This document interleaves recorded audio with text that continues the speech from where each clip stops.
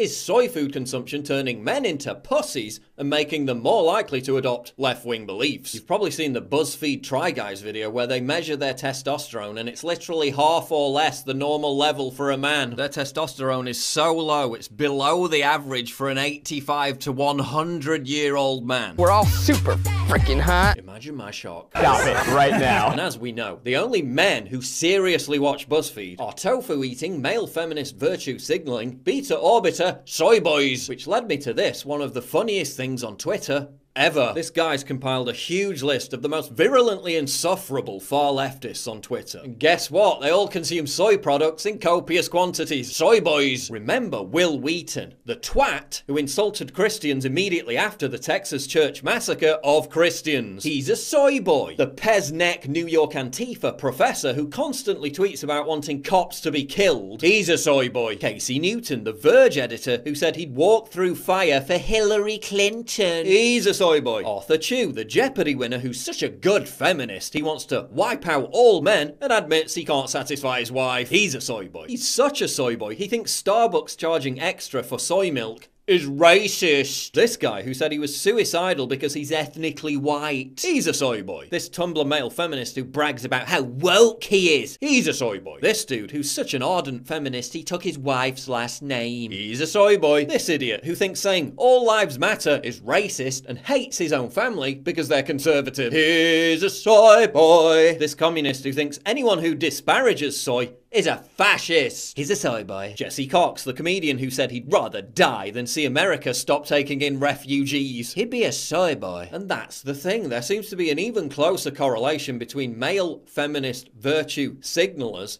who defend Muslim refugees and their soy fetish. Despite the fact that the mass importation of people from a society that literally produced something called the rape game is putting more women at risk than ever before. Yeah, not very feminist that, is it? Say it loud, say it clear, refugees are welcome here. Delicious tofu dog. Soy boy. If the US cared about civilians in Syria, maybe it shouldn't have stopped accepting them as refugees. When your local Thai food spot calls you back to make sure you only want 2 orders of tofu drunken noodle because you usually order 3. Soy boy. If you're LGBT and support Trump's Muslim and refugee bans, you're putting many of our brothers and sisters at risk, and fuck you! Soy isn't healthy. Okay, but I'm literally using it as a dairy substitute, so what's your point? Soy boy. Non-refugee men are far more likely to be rapists statically. Stop being a xenophobe! This guy posted a picture of his soy-filled fridge, then said if his own son turned into a woman because of eating too much soy, he wouldn't see it as a negative. Soy boy. I wonder if the Norwegian guy who felt guilty about the Muslim migrant who raped him being deported is also a soy boy.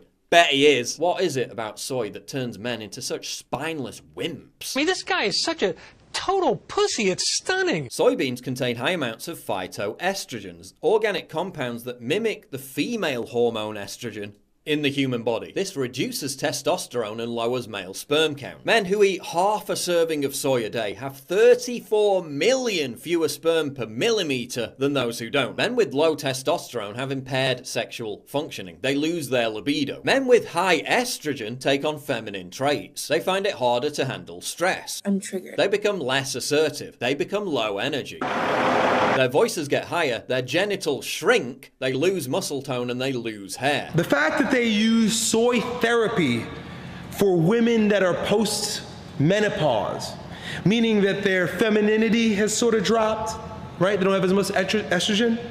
They use soy to produce more womanly hormones for those types of women, is a clear indicator to me that I don't want to take that shit because I don't want to be more womanly. Men with high testosterone handle dramatic situations better. They don't get scared by loud noises.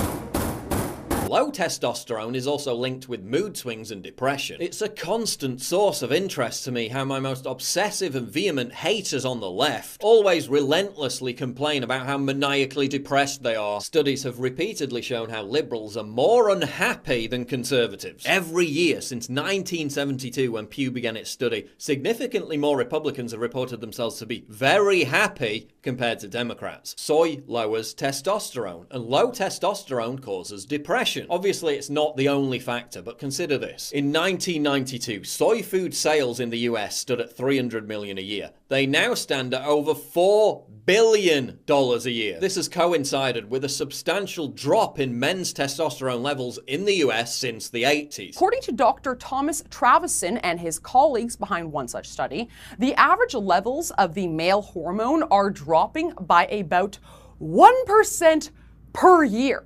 This means that a 40-year-old man in 2017 would have testosterone levels about 20% lower than a 40-year-old in 1997. Surgeons are also conducting an all-time record number of operations to reduce man boobs. Could soy be one of the causes of this surge in men growing Babylons? And I'm not talking about obesity. We're talking about otherwise healthy and lean boys and young men suffering from gynecomastia, otherwise known as bitch tits. According to Dr. Kayla T. Daniel, the cause is environmental estrogens, including, you guessed it, soy. All of those soybeans contain phytoestrogens, that's plant estrogens, and they are a form of estrogenizing influence on the body. They create hormonal havoc. They create endocrine disruption. And who's most at risk? Well, boys who were on soy infant formula when they were babies, boys who grew up and their brains and bodies developed on soy milk and other phytoestrogenic foods, and young men and older men who get health conscious and start drinking a lot of soy milk and eating soy shakes and soy energy bars. Moobs can be one of the side effects. After retired US Army intelligence officer James Price was diagnosed with gynecomastia, he was found to have estrogen levels in his bloodstream 8 times the normal limit for men. Take a rough guess at what Price's favourite drink was. Soy milk. Parents are switching their infants over to soy baby formula in droves. 25% of babies in America are now fed soy infant formula. A baby exclusively fed soy formula receives the estrogenic equivalent of at least 5 birth control pills per day. So that suggests that rather than people with already pre-existing left-wing beliefs being attracted to vegan-style tofu soy diets, we're actually creating an army of soy boys from birth. What a terrifying thought. And let's be clear, I'm not talking about gay people. I don't think soy changes sexuality. I'm talking about effeminate acting straight guys. Let's call them try guys. When it comes to men actually behaving and acting like men, soy is the silent killer. We're losing an entire generation of young men to soy men. If you don't want to develop a bunch of retarded beliefs about how inviting in millions of rapey migrants is a great idea, about how anyone to the right of Michael Moore is literally Hitler, about how fantastic communism is, or about how being a white man is shameful and wrong, while literally growing tits and seeing your penis shrink at the same time, when it comes to soy, just say no.